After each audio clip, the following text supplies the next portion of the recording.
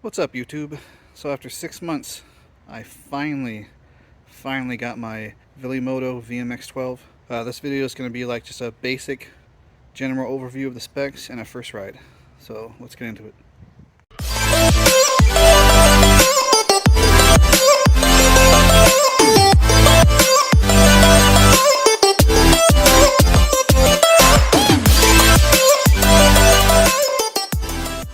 Alright, so let's just go over a general spec. So this is the battery is an 80 volt 40 amp hour. They're advertised at 72 volts, but I don't know why, because it's an 80 volt 72 amp hour. It's got a 12 kilowatt tune stock. Top speed is probably somewhere around 80-85 miles an hour, but we'll do a top speed video. You can see it comes with real sort of like Brembo knockoffs, dual caliper beefy brakes here, big thick rotors. Comes with a 21-inch wheel in the front, 18-inch wheel in the back, these giant beefy tires. Since I do mostly kind of like dual sport type riding, I'm going to switch those out for some other tires, some trials tires, to Schenko 241s. Let's see, that the wheels come stock black with black spokes, which I like. They come stock with frame lock or rim locks, so that's cool. You don't have to add those front and back. Where's the rim lock back here? There it is right here. Let's see, it has a 520 chain, so not like the 420 like the Surrons. It has a 4-speed gearbox. It's not the same as having a gearbox on a combustion engine bike, but we're going to do another video and we'll get into that in detail. It's got adjustable forks, you know, rebound dampening. It's got a pretty nice rear shock. Before they didn't come with, I don't even know what this is called, but someone tell me, what is this, like the gas portion of the rear shock here? But these are supposed to be a lot better, fully adjustable. I sat on it, it actually feels really nice. The front and back suspension feel really, pretty cushy, but I was jumping up and down on it and I couldn't bottom it out. And I'm a pretty hefty dude, so it looks pretty good. So the range on this thing, we got eco mode and sport mode, right? The range in sport mode I think is around 30 miles with mixed type riding. And in eco mode, I don't know, I'm going to say about 50, just because there's a massive power difference between eco and sport. But we'll get a feel of it when we go for the ride. Let me know what question you guys have in the comments. It has a rear brake. Here's a rear brake level right here. It does, move a little bit. I can see this cover is probably going to get scratched. Maybe I can tighten this up. I'm not sure. But the, I think it looks like aluminum to me. It's actually pretty beefy. It feels pretty solid besides it wiggling back and forth like that. It's got this controller here. I believe this runs the headlight. And I thought there was somewhere to plug in like a USB. I could have sworn there was a USB thing somewhere. In any case, the seat, what I like about the seat is it's cushy as shit. Like, it's not even close to like the stock Surron seat. This is like really comfortable seat. You can probably ride this all day. It's wider than the Surron 2 stock. As far as like the height of the bike, it feels pretty similar to a Surron. It's wider though.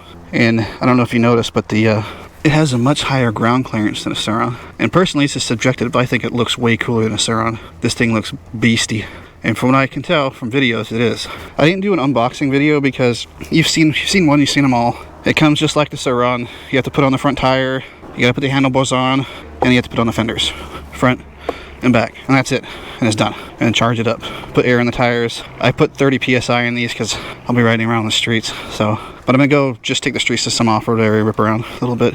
I did buy some aftermarket pegs for it, like for the same ones as Surron, but it's just a different angle, so they don't fit. They won't work with this, so I'll have to figure something else out. But these don't feel too bad. Maybe I'll just leave them stock. The plans I have right now is I'm gonna keep these bars because I like the way they look, the gray. But I'm gonna get some risers here, maybe like 2-inch, 3-inch. I'm gonna change those tires. Of course, I'm gonna take all these stickers off. I hate stickers, and I'm gonna paint this like a flat gray or something like that. I'll do a video for all this stuff. But I think that's it. The tires, paint, and bar risers. Those are the only mods I'm going to make to this, because what else can you do? It comes stock, just like a beast. I rode it a little bit just to take it to the gas station to fill up these tires. Well, we'll talk about the ride later. I've noticed some things I don't like already. I haven't really ridden it much, but just as far as like, I'm taking these stickers off anyways, but like you can see these stickers just aren't on there very well, and they won't really stay on. So that's one thing. Another thing I really hate is you have this key fob, right? And that thing is loud as hell. It hurts your ears. So what other people do is they just cut the wire to the speaker, and that's exactly what I'm gonna do, because that thing is annoying. This is stupid. Another thing I don't like is I know it says 90%, but I had it charged up to 100%. And it'll say 100%, but it will still show that stupid red bar right there. And it will show a red bar on here, even though it's charged 100%. So, like, the percentage is accurate, but yeah, it's kind of annoying how it still shows that red bar. So you would think that it'd be completely filled up. And then also, I have no clue how to change this to miles per hour from kilometers per hour. I don't even know if it's possible. And you might have noticed already, I've got this wire holding on my clutch here.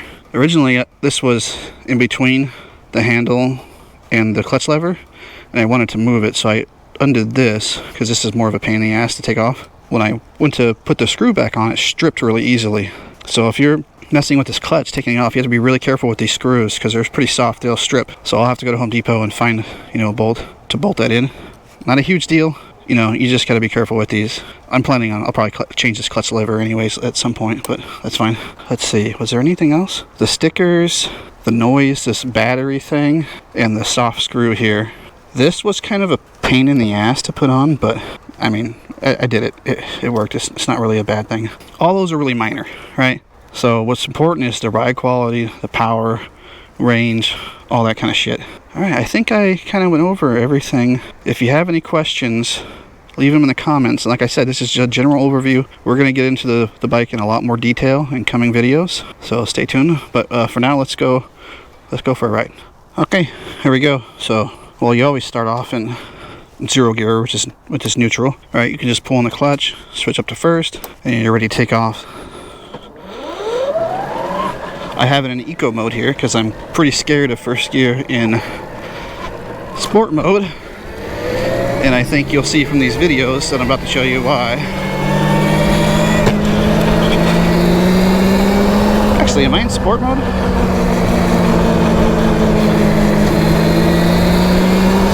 Oh yeah, I am in sport mode. That's okay.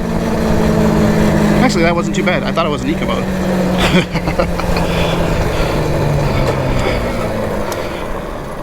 There's some engine braking on the downshift, which is I like, because it's kind of like a combustion. I'm just gonna take it really easy on the throttle until I get used to this thing. Right off the bat, I mean, just from feeling the pull, just from a little bit of throttle I'm giving it, this 12,000 or 12 kilowatt sort of tune, it feels way more powerful than my 15 kilowatt tune 72 volt surron. Like, a lot more powerful.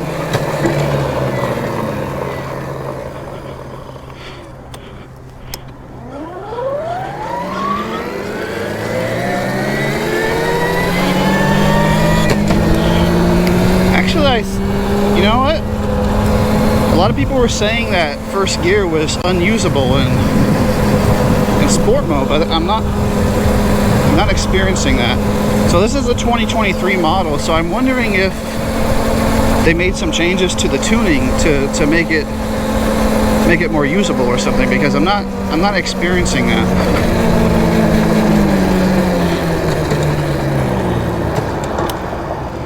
So far, I mean, the ride's really comfortable. The seating position's comfortable. I am going to get some bar raisers, just because when I stand up, I'm leaning a little farther than what's comfortable.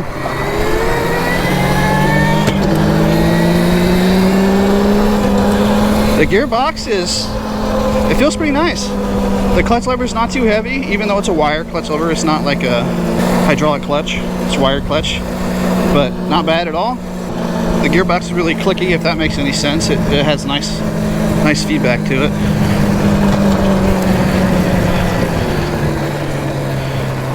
I really enjoy being able to click through the gears and get different, gear ratios. I think that's kind of a game changer with a bike like this. A lot of people think it's not needed for electric bikes, but what it does is it increases your torque when you need torque. It increases your top speed when you need top speed. And if you're going up and down the gearbox, going from 1 to 4, basically, you're being a lot more efficient, and you're gonna use a lot less battery.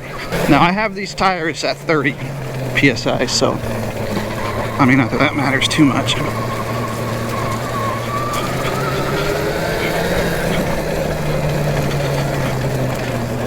You know, am I in sport mode? I think I'm in sport mode. I put this fucking thing upside down, so I need to turn it back so I can see what mode it's in. But let's see. If I put that on. Yeah, definitely. It was in sport mode. I'll put it back in sport mode.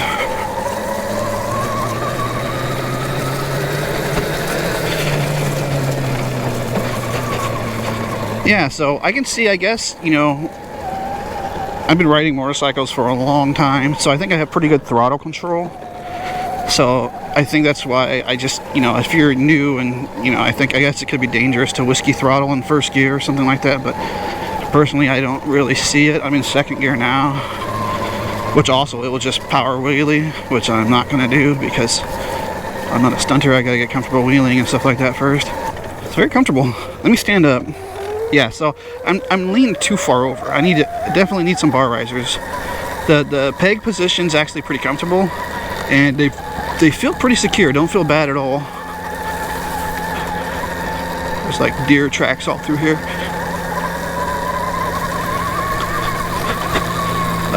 The bike handles really well.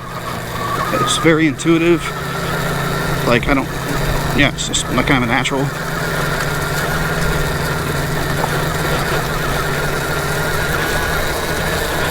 There's a deer. Look at that buck right there. Wow.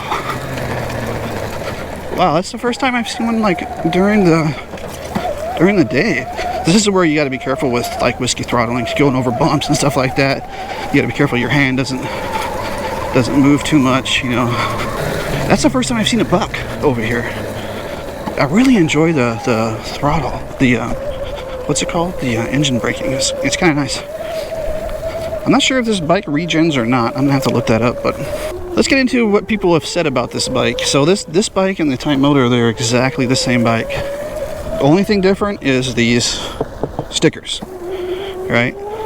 So everyone that I've seen on YouTube and online that owns one of these bikes, they love it, right? The only people that I've seen criticize the bike, they call it shitty and cheap and blah blah blah, are people who sell surron performance parts, right? I'm not saying they're lying, I'm not saying their opinion's not valid, it's just you have to take it with a grain of salt. So far, I'm really impressed by this bike. Like the suspensions feel so much better than my surron. Like in here I'd be like rattling. I mean rattling a little bit, and you hear my battery like jumping around all over the place, making all kinds of noise. But not this one. This actually feels pretty good. I didn't even adjust the suspension at all. I just left it how it came in the box, and it actually feels really good. Let's see how the brakes feel. Oh yeah, brakes are good. That was just a back brake. I just slid on it, locked it up. Let's see, the front and back. Oh yeah, really good. And it's got these knobbies on, so you know it's gonna ride really good on this kind of terrain. I'm not gonna do a top speed test until I get my my Shinkos on. I'm just not comfortable doing top speed with these fucking giant knobbies. But this thing, it's an 80 volt, right? Even an upgraded surron, they're 72 volts, so you got, you know, 8 volts more than the surron. So there's going to be a higher top speed just because of the voltage, because the voltage is related to RPMs. And it also has different gear ratios, right? Because it has 4 speeds. So in the 4th gear, you're going to get a top speed, you know, a higher speed gear ratio. Where a surron only has a single speed, right? If you want to get a higher top speed, you have to change the sprocket. With this one, you've got 4 different options you can use, and you can see I'm just keeping it in 2nd gear, right? So from 2nd gear, I'm just going to go. I don't have to switch into 1st. That's what's. We'll get into it in more detail in the gearbox video, but that's the big difference between like the gas bikes and these kind of bikes, electric bikes with gears, is they're both standard and automatic, right? I can just leave it in whatever gear I'm comfortable with for the situation. Like if I'm just gonna be ripping around, you know, in neighborhood, streets, and city, I'll just stick it in 3rd gear. because third gear is torquey as fuck off the line. You know, it feels, third gear on this kind of feels similar to the Surron, to my Surron, my upgraded Surron. You know, and the torque and stuff like that. But you go down in the second gear, that blows the Surron away as far as torque. In first gear, for sure. Yeah, I mean, I feel really comfortable in second gear here.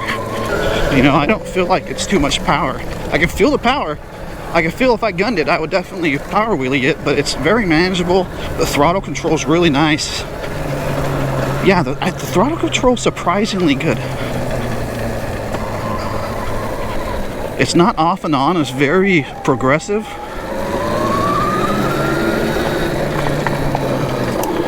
I have to get used to this lever not being a brake. I have to get used to using the... It's been a long time since I rode like a regular motorcycle. I've been riding these e-bikes for a while now. So I kind of got used to pulling the back brake with the thing here. But you can change it up. Just get rid of the back brake lever and put the front brake up here along with the clutch. Compared to a stock Surron, I mean, I think this blows away.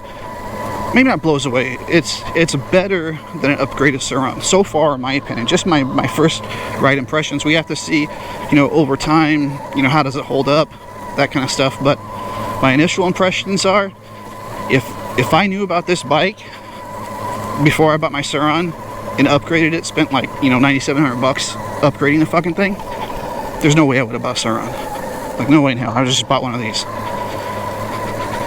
And you can do, like, one of the good things about the Surron is the aftermarket, but you can upgrade the shit out of these things too, make them, customize them however you want, put Brembo brakes on them and stuff like that. Just check out this clip from this YouTuber.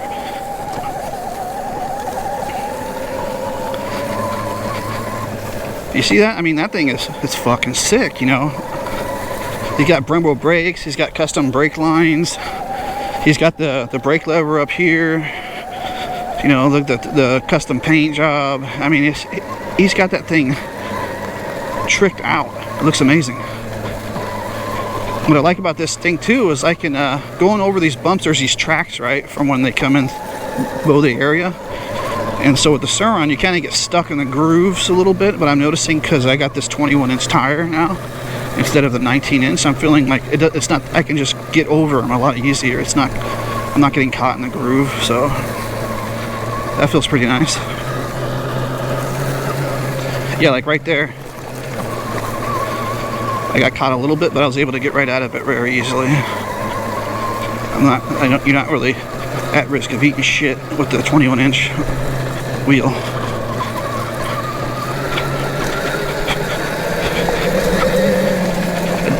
It feels, it does feel heavier than the Surron, that's for sure.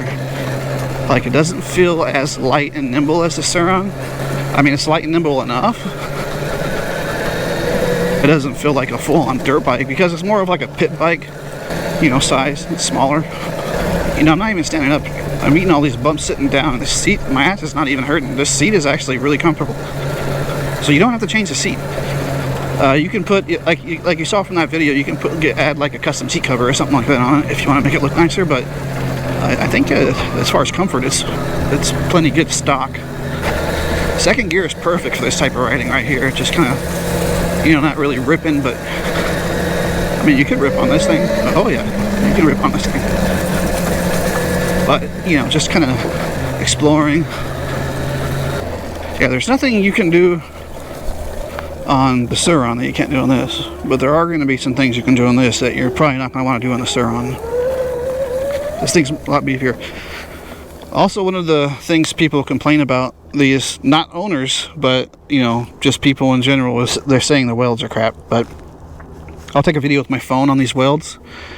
They're not clean, but they're thorough. You know, it's not going to fall apart or anything like that on you.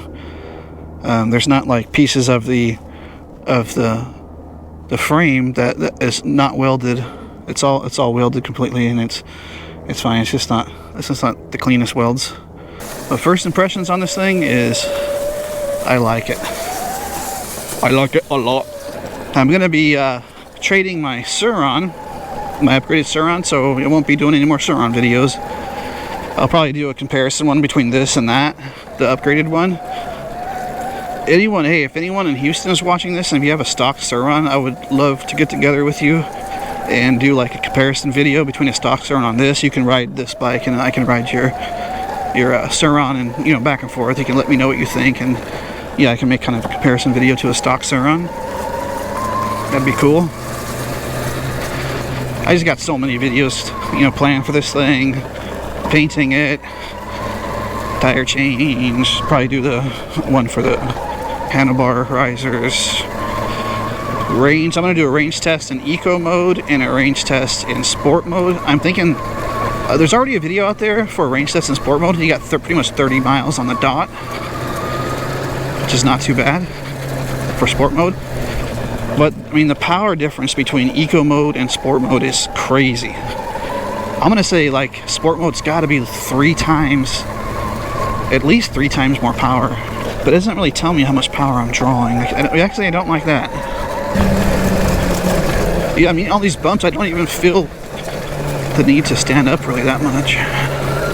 Man, I'm pretty psyched. I saw a buck over here. I think it was like 4 or 5 point buck. You guys saw it. I mean, they weren't huge antlers, but pretty cool. Let's see, what else can I say about it? I know there's not a lot of detailed videos on this, and I'm gonna make a bunch of them, but let me know in the comments what you guys want to see, what questions you have, so you know I know what to include in the videos when I make them. I'm gonna be selling this. I'm gonna do another video of my experience buying off Alibaba. So just to be transparent, you can buy this bike off Alibaba. You don't have to buy it from me. You don't have to buy it from a US retailer. You can just get it from Alibaba. If you order it from me, I'm going to turn around and I'm going to order it off Alibaba and send it to you, right? The point is, I'm going to deal with Alibaba. I'm going to, you know, make the order and all that kind of stuff.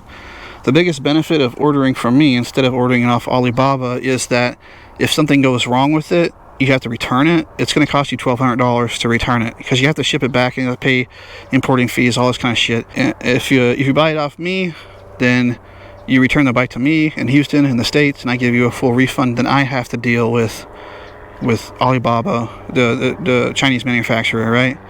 So you buy it off Alibaba, you can get it for like $4,000. They were cheaper before, but they're more expensive now. So it's like right around $4 grand, depending on where you live for shipping. I mean, altogether with shipping and tax and all that shit. So right around $4,000. I would sell it for $49.99.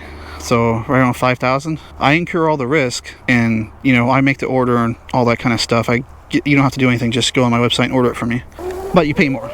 You can definitely order it off Alibaba. I'll leave the link for this, the Alibaba one, in the description for this, the Velimoto and the timemoto.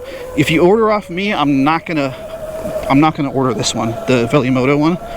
I'm gonna order the Time ET, because the manufacturer for this Velimoto one, they fucking suck. They're terrible communication. They got the paperwork wrong. It took me 6 months to get this thing. You know what I mean? Where timemoto, they're saying they can get it to you in 2 months. So you wait 8 weeks. So if you order from me, I'm not going to order the VMX12. I'm going to order the Time ET. But again, it's the exact same bike with different stickers. But I'll leave the link for both the Time ET from Admitjet and the Velimoto VMX12 for Alibaba, and you can go purchase it there yourself. And I'll also leave a link to my store where you can purchase it off me if you don't want to incur that risk, and you know, customer service, all that kind of shit that I provide. And you're supporting my channel too. So however you want to do it, you know, it's fine with me, but I just want to be transparent up front that you can order this directly from Alibaba. You don't need to buy it from me to get it.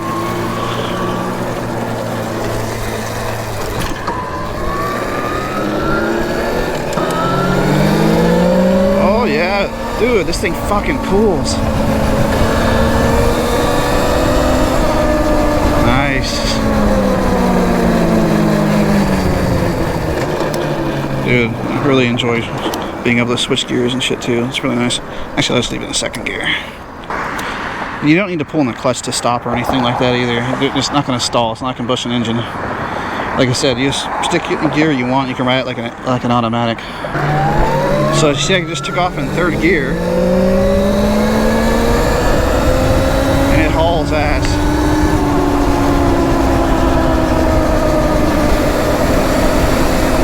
It's also quieter. It's quieter than the Surron. Not with the road noise from the knobbies, but I mean, like the motor and chain stuff, it's not nearly as loud. So let's just leave it in third and come to a complete stop here. So here it is, third gear.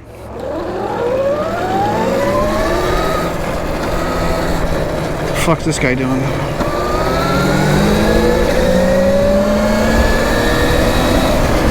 Yep, it is fast. Whew. Yeah, in third gear it fucking pulls. You really don't even need, if you're just ripping around town, you don't even need to leave it in first or second. You just stick it in third and you're good. Alright guys, well that's going to do it for this video. There's going to be a ton more coming. So give me a like, subscribe, check out my store, all that kind of shit. Thanks for watching. Bye.